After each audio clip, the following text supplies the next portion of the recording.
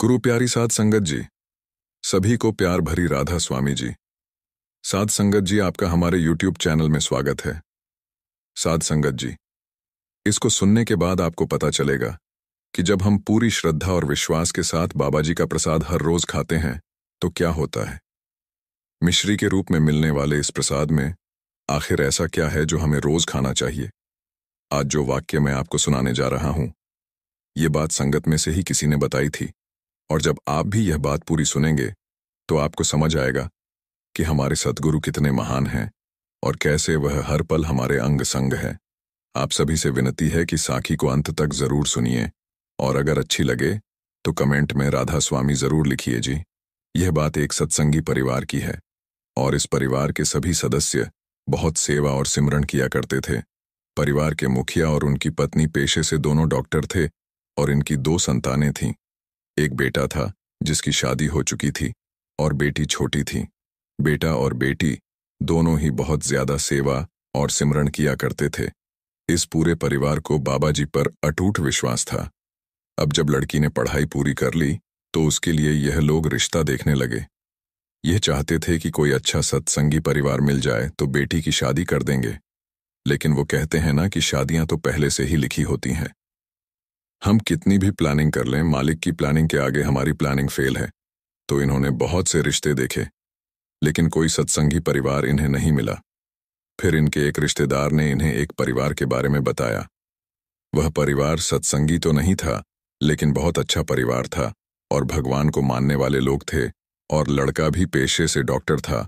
तो इन्होंने रिश्ते की बात चलाई और दोनों परिवार ने एक दूसरे से मिलकर रिश्ता पक्का कर दिया। अब लड़की को डर था कि वह लोग सत्संगी नहीं है, तो कहीं वह मुझे सत्संग और सेवा पर जाने से मना न कर दे। फिर लड़की ने मन ही मन बाबा जी से अरदास की कि बाबा जी भले ही वह सत्संगी नहीं है, लेकिन आप उन्हें अपनी ओर जरूर लगा देना, जिससे कि वह मुझे सेवा और सत्संग पर जाने से ना रोके। कुछ दिन के बाद शादी हो गई और लड़की ने अपने कमरे में बाबा जी की एक बड़ी तस्वीर लगा दी।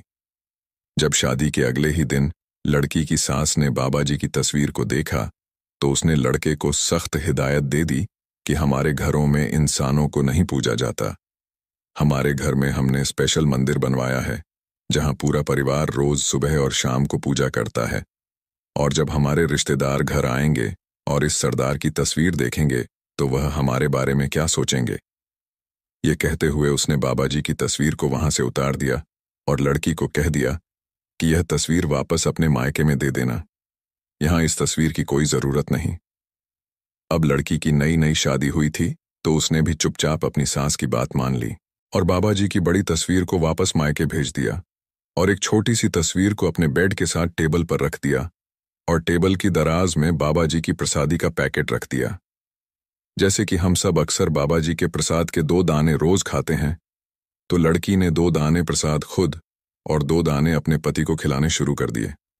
कुछ दिनों के बाद लड़की की सास ने जब अपने बेटे को दराज में से प्रसाद निकालकर खाते देखा तो उसने पूछा कि यह क्या है जो तू रोज खाता है।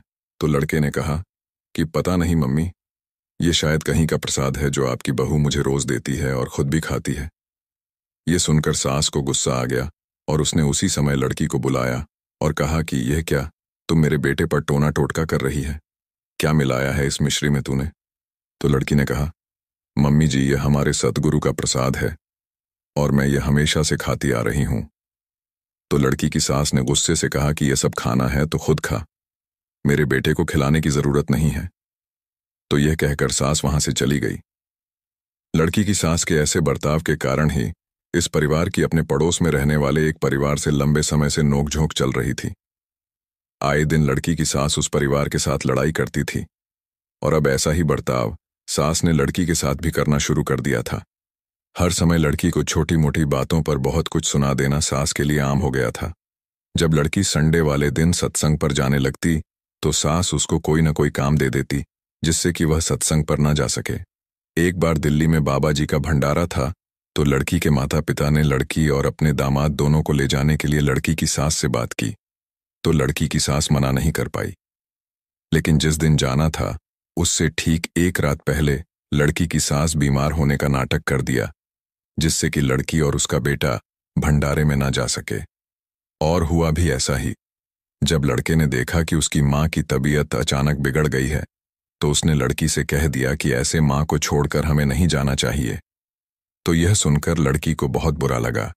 लड़की कहीं ना कहीं समझ रही थी कि यह सब नाटक उसकी सास ने जानबूझकर किया है। और जैसे ही भंडारे वाला दिन गुजरा, शाम होते ही लड़की की सांस एकदम ठीक हो गई। रात में लड़की जब सोई तो उसकी आंखों में अपने सद्गुरु से न मिल पाने के लिए आंसू थे, और नम आंखों से उसने बाबा जी से अरदास की, हे मेरे सच्चे पातशाह, कुछ भी करके या तो इन लोगों को अपनी ओर लगा लें या फिर मुझे अपने पास बुला लें। ऐसे तो मैं जी नहीं पाऊंगी। सास जी, जब कोई सतगुरु का प्यारा सतगुरु से अरदास करता है तो सतगुरु उसके वचनों को हर हाल में जरूर पूरा करते हैं। कुछ दिन के बाद इनके पड़ोस में रहने वाले उस परिवार ने लड़की की सांस पर काला जादू करवा दिया, और अब लड़की की सांस जब भी रात को सोती तो उसे अजीब अजीब आवाजें सुनाई देने लगती और वह डर जाती। ऐसा अब हर रोज होने लगा, और इस डर के कारण सास की नींद बहुत कम होती गई। यह आवाजें सास के अलावा घर के किसी और सदस्य को नहीं आती थीं। अब ऐसे माहौल में तो किसी का भी दिमाग खराब होने लगेगा। तो धीरे धीरे इसकी सास की यह समस्या और बढ़ती गई, और अब इसको आवाजों के साथ साथ कमरे में एक दिया भी हवा में चलता हुआ दिखाई देने लगा, जिससे यह और ज्यादा डरने लगी और पूरी पूरी रात बैठकर ही गुजारने लगी और नींद की गोलियां खाने लगी। अब इसकी हालत बहुत ज्यादा खराब रहने लगी। कई बड़े बड़े डॉक्टर को दिखाया गया, लेकिन किसी को कुछ समझ नहीं आ रहा था कि आखिर इसको बीमारी क्या है। कोई मानसिक तनाव कह देता तो कोई कहता कि इन्हें बड़े लेवल की डिप्रेशन हो गई है। दवाइयों का असर कुछ खास नहीं हो रहा था। ये सब देखकर लड़की का पति बहुत घबराने लगा और उसको अपनी माँ की चिंता सताने लगी।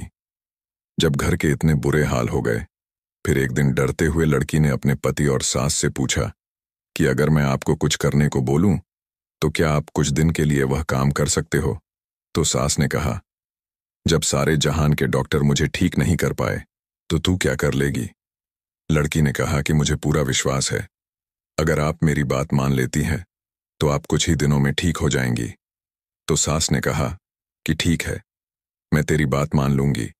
तो लड़की ने कहा कि आपको मेरे साथ हमारे घर चलना होगा और वहां चलकर हर रोज थोड़ी बहुत सेवा करनी होगी और बरसात के 2 दाने हर रोज खाने होंगे। आप यकीन मानिए, अब कुछ ही दिनों में एकदम ठीक हो जाएंगी, लेकिन आपको यह सब निष्काम भाव से और पूरे विश्वास से करना होगा। मन में जरा सा भी डाउट नहीं रखना। तो लड़की का पति भी अपनी माँ को समझाने लगा कि जब इतना कुछ करके देख लिया तो यह भी करके देख लो।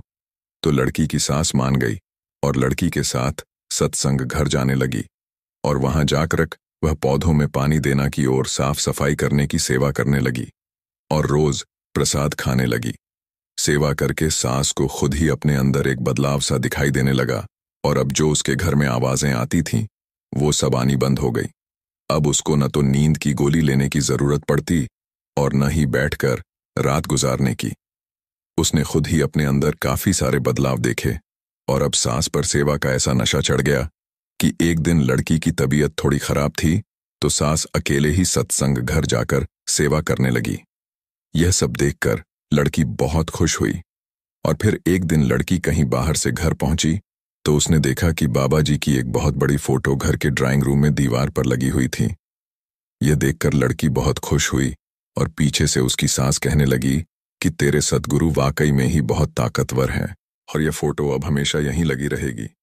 और अब यह सब लोग भी सत्संग पर जाने लगे और बाबा जी के भंडारे पर भी हमेशा जाते।